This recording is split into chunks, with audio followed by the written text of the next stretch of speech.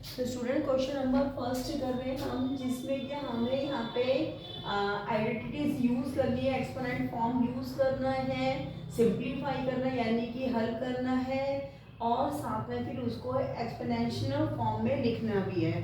ठीक है स्टूडेंट, तो हम स्टार्ट करते हैं। जो नीचे वैल्यूज होती है स्टूडेंट, वो बेस होता है 3, the raised of the raised to the power of 2, 3 the raised to the power of 4, 3 raised to the power of 8। ठीक है ना। तो यहाँ पे ये तीनों बेस कॉमन है। देखते हैं कौन सी आइडेंटिटी इस पे लगती है। तो फर्स्ट आइडेंटिटी हमारे पास है a raised to the power of m multiply a raised to the power of n will be put। ठीक है, हम यहाँ पे आइडेंटिटी को यूज करेंगे।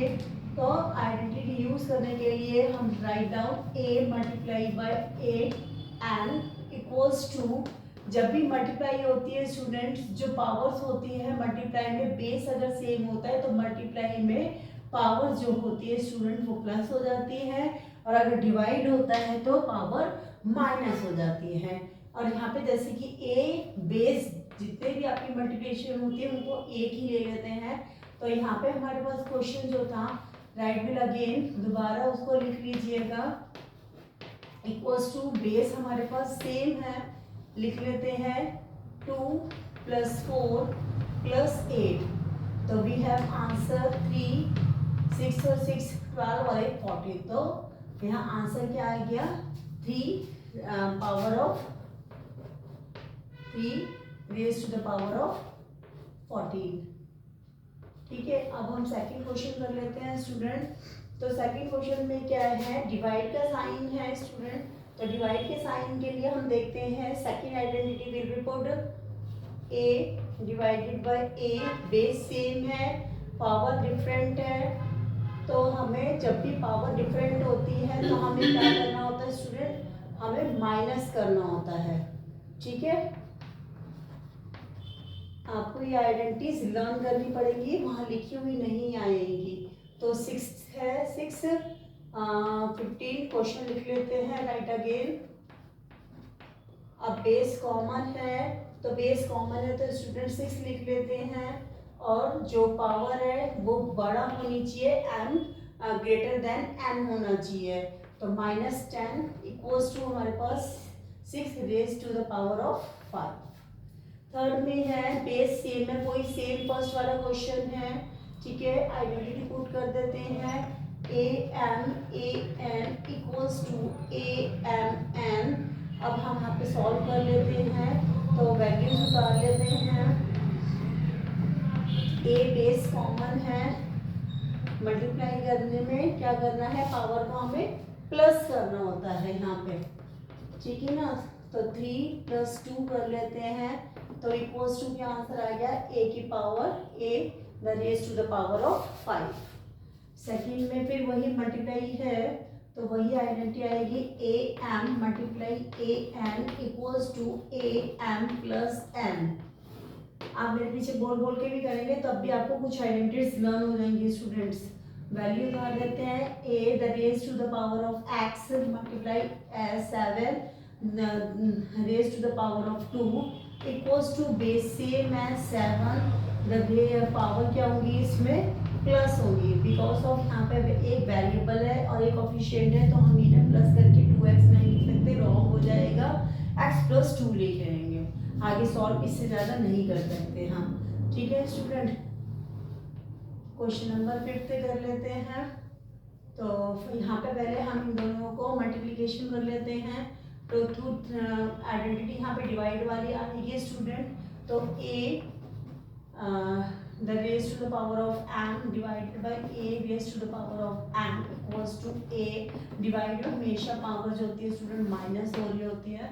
वैल्यूज को लिख लेते हैं, तो 2 × 3 कर लेते हैं, वी हैव द 2 3 जा 6 आ गया, 5 the raise to the power of 4। पहले वैल्यूज लिख लेते हैं,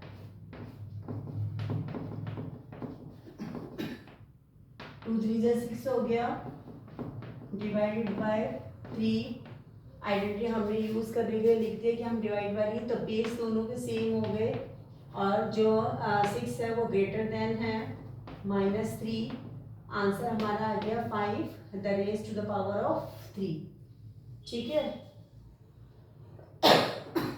नेक्स्ट कर लेते हैं, तो मल्टीप्लिकेशन वाला लगा लेते हैं। a the raise to the power of n multiply a raise to the power of n equals to a n plus n। Values लिख लेते हैं। 2 the raise to the power of 5 the raise to the power of 5 equals to, अब दोनों में base different है। अच्छा, base different है तो हमें बेस डिफरेंट वाली लेनी है जिसमें कि वैल्यू सेम हो, तो हमारे पास ये वाली आ जाएगी स्टूडेंट आइडेंटिटी। यहाँ पे हम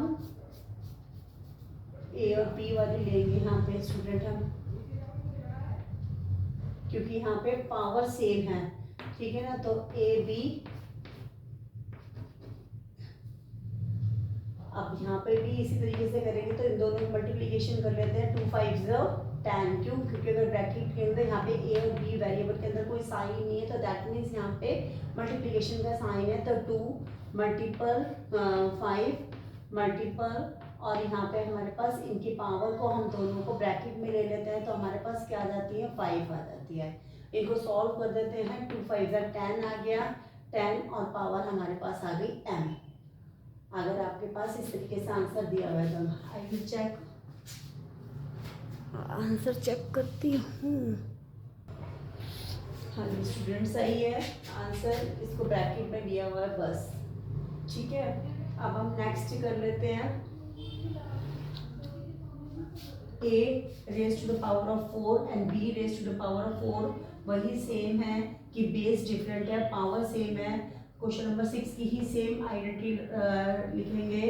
तो a raise to the power of m and b raise to the power of m equals to a b raise to the power of m।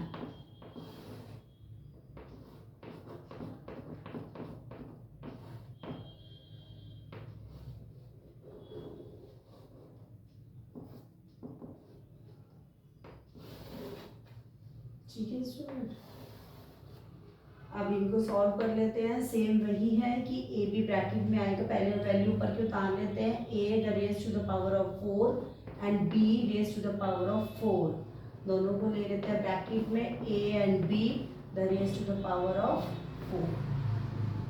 ठीक है ना, आंसर आ गया ए बी पावर ऑफ 4। क्यों? क्योंकि बेस डिफरेंट था और power same थी। अब यहाँ पे क्वेश्चन नंबर यहाँ पे है 3, तो 4 और मल्टीपल 3 यानी कि 3। अब इसके अंदर फॉर्मूला आपका आ जाएगा स्टूडेंट, थर्ड आइडेंटिटी आ जाएगी।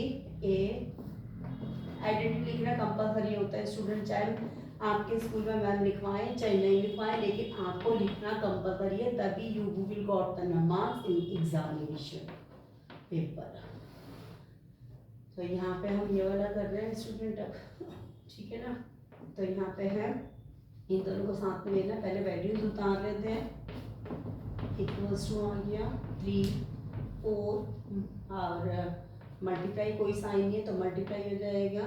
तो 3 4 12 यानी कि 3 raise to the power of 12। ठीक है स्टूडेंट, नेक्स्ट क्वेश्चन कर लेते हैं अब।